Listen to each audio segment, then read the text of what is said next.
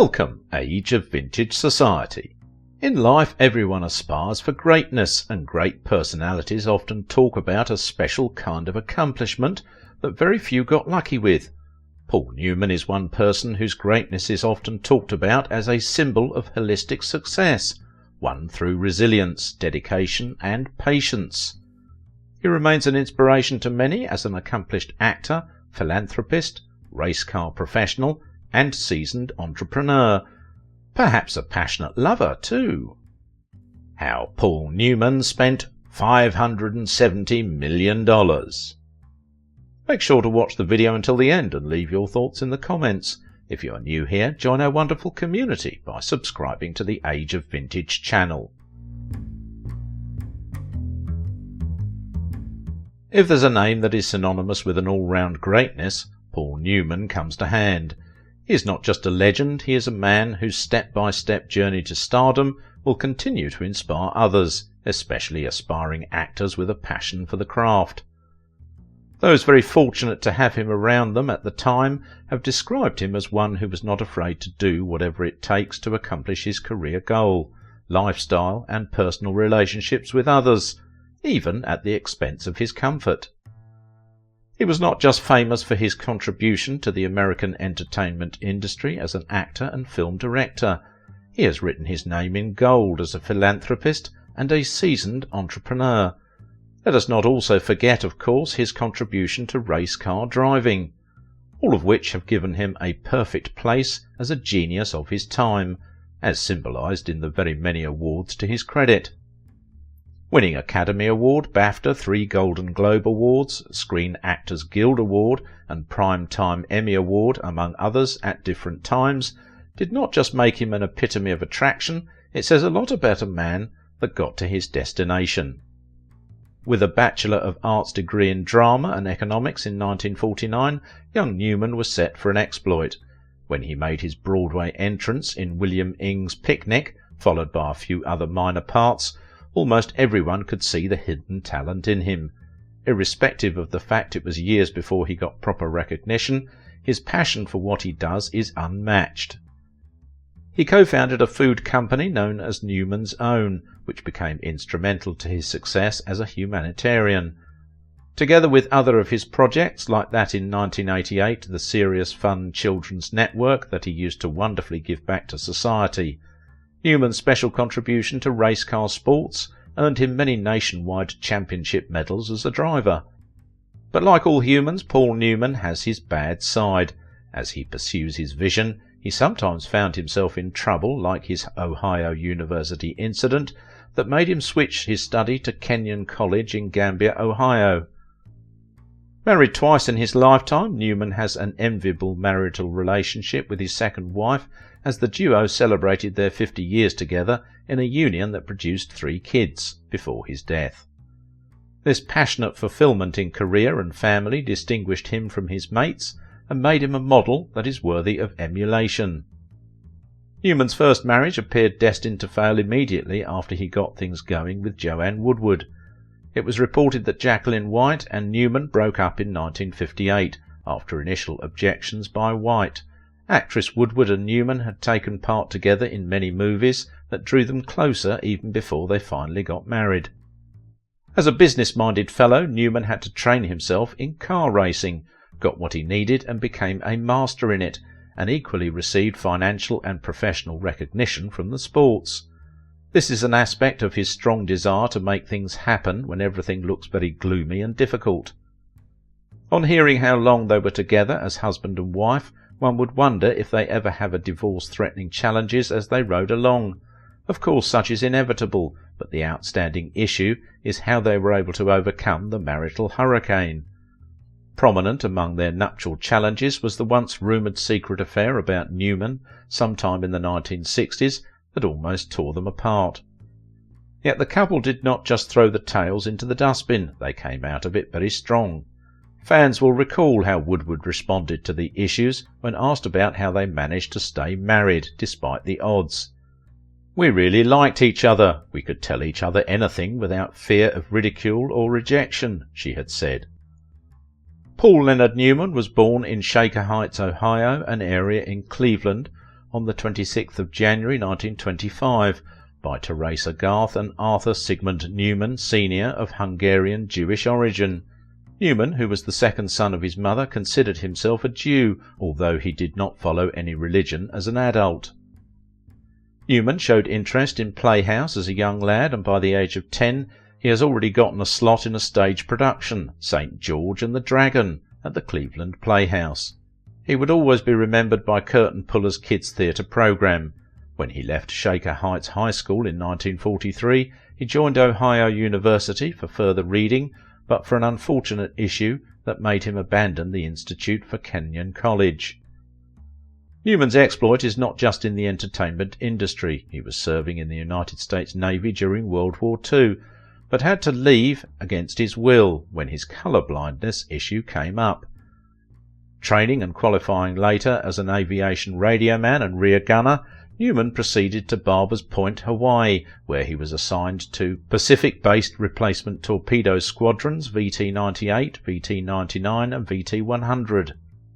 But after surviving the kamikaze attack at the time their aircraft was grounded, Newman perhaps felt that the martial life was not for him. As a result, at the end of the Battle of Okinawa in 1945, decided to complete his education.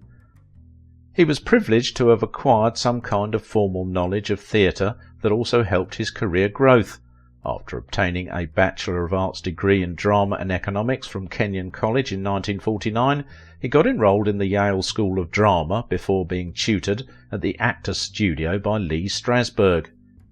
With minor roles being played at his Broadway entrance, Newman attracted extensive attention and was singled out for his contribution in Somebody Up There Likes Me and Cat on a Hot Tin Roof in 1956 and 58 respectively. Painfully, Newman was a 10-time Oscar nominee, but finally got the award in 1986. This all-important Academy Award for Best Actor for his role in The Colour of Money is described by fans as well-deserved. He won lots of national contests as a driver in Sports Car Club of America road racing as a single and with his team in open-wheel IndyCar racing. Perhaps you want to know why he was a notable philanthropist. He is a co-founder of Newman's Own, an outfit that donated net profit to charity, which was reported in 2021 to have accumulated to over $570 million in total donations. But that is not all, because in 1988 he set up the Serious Fun Children's Network, which is said to have served about 1.3 million children and families since created. Paul Newman also co-founded the Safe Water Network to improve access to safe water in uncovered communities globally. This indeed speaks volumes of a man with great vision. Although regarded as a good-hearted fellow, a few times he got a hit on himself. It was an aspect of his social life that got him into trouble with authorities a number of times. More so when he is under the influence of alcohol, possibly in the latter part of his life, with some of those infamous actions earning him a place behind bars. Was it a blunder aspect of his life? Well, he did acknowledge learning a few things from his experiences with the police, even though he did not actually harm anyone during those goofing periods. After losing his father sometime in 1950, Newman had no choice but to relocate with White, his first wife, to Ohio and assist with the family enterprise. He was not just an actor, film director and race car motorist. Newman was an ambitious entrepreneur who did not make so much noise about his competitive drive, hence was said to have lived a private life when it comes to talking about himself. For instance, when it was time to dissolve Newman's Own agreement, he was said to have discreetly done so and offered all he has from his ownership of the outfit to charity.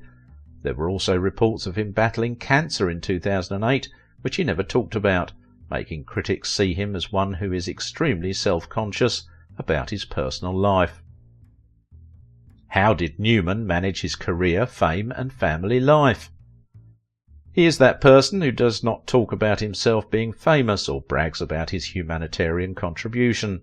Recall also that there were times he experienced frustration in his acting career, that he has to take a long break and returned in 1994 with an I am back and better attitude as seen in his roles in The Hudsucker Proxy and Nobody's Fool. Was he also a political activist or just a donor? Well, almost everyone thinks that Newman's philanthropist nature portrayed him as one who had spent more money on others compared to what he kept for himself. What else do you know about this blue-eyed star who appeared to have come out victorious in all areas that got his interest, thus winning the Academy Awards for acting, the Jean Hersholt Award for charitable work in 1993, and championship medals for racing car victories? Maybe one should also say he got a gold medal in family life. Newman first met actress Jacqueline White in 1949 in Wisconsin, and soon were married and blessed with kids. Everything was fine until actress Joanne Woodward appeared in the picture. His unplanned meeting with Woodward was in 1953 at the rehearsal for William Ing's Pulitzer Prize-winning comedy Picnic. Before then, Woodward served as a standby for the production. While the duo allegedly got attracted to each other, the Honourable Newman did not take it beyond platonic because he was happily married then, but sooner rumours of their romance went broad until became noticeable as the two turned into lovers and had started seeing each other off the set. And in 1957 it became obvious that Newman needed a change of scene in family life as he went for a divorce. White initially objected, but had no choice as the two later went their way, paving way for Newman-Woodward union. They finally walked to the altar around the first quarter of 1958. The marriage saw Newman relocating to 11th Street in Manhattan before purchasing his family home in Westport, Connecticut. It was not until 1958, at the Long Hot Summer, that the two made their big-screen pairing. A year later, Newman was back on Broadway, where he starred in Williams's Sweet Bird of Youth production. The union began like every other, but has produced an outstanding relationship that has received accolades. A few things that became highly special about them is that they were among the first Hollywood movie famous couples that decided not to grow their families in California. Recall also how the entire Hollywood entertainment family and her teeming fans went agog when the aged couple celebrated their 50th anniversary, with analysts suggesting that the two were as beautiful and as loving as it has always been. An attractively taken photograph available online shows the two holding hands and staring intently into each other's eye in what some will describe as an epic romance that can only be made in heaven. They had stayed together until death do them part.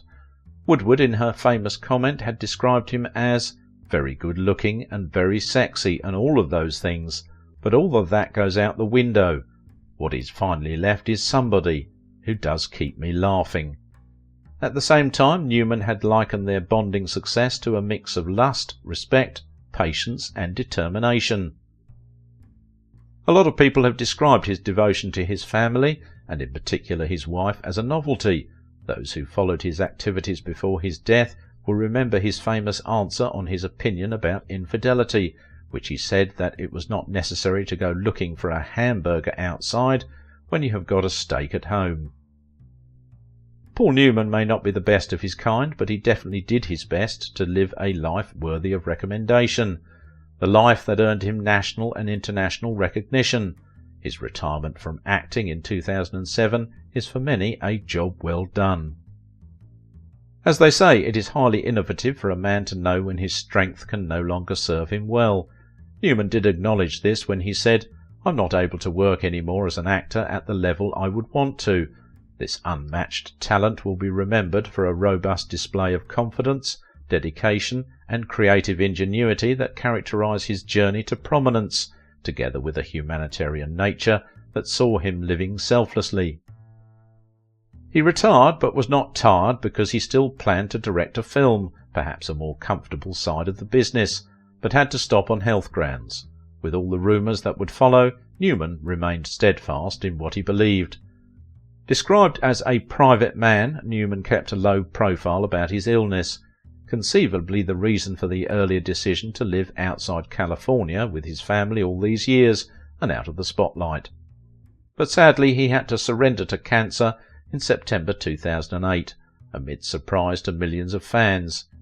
He has died, but his outstanding films, energetic lifestyle, his widespread generosities, and most importantly, his enduring relationship with Woodward, will continue to occupy the books in Hollywood history. Paul Newman died on the 26th of September 2008 at his home in Westport, Connecticut, where he clocked 83 years, in the presence of friends and family. Before this time of the year, he was billed to direct Westport Country Playhouse's 2008 recording of Mice and Men by John Steinbeck, but had dropped the contract because of the same ill health. Even though he never made the true state of his health public, reports have it in June of that year that he was suffering from lung cancer and was being treated for same at the Sloan Kettering, New York City. Remember also that he was a substantial cigarette chain smoker until sometime in 1986. As a prudent investor, he also left some funds both in real estate and other investments. Paul Newman's net worth at the time he died is estimated at $80 million, according to data available online. If you liked this video, don't forget to give it a thumbs up, subscribe if you are new here, and if you want to support my work, please visit my Patreon page. Paul Newman found his true love with Joan Woodward, but not everyone is lucky enough to find the right one easily.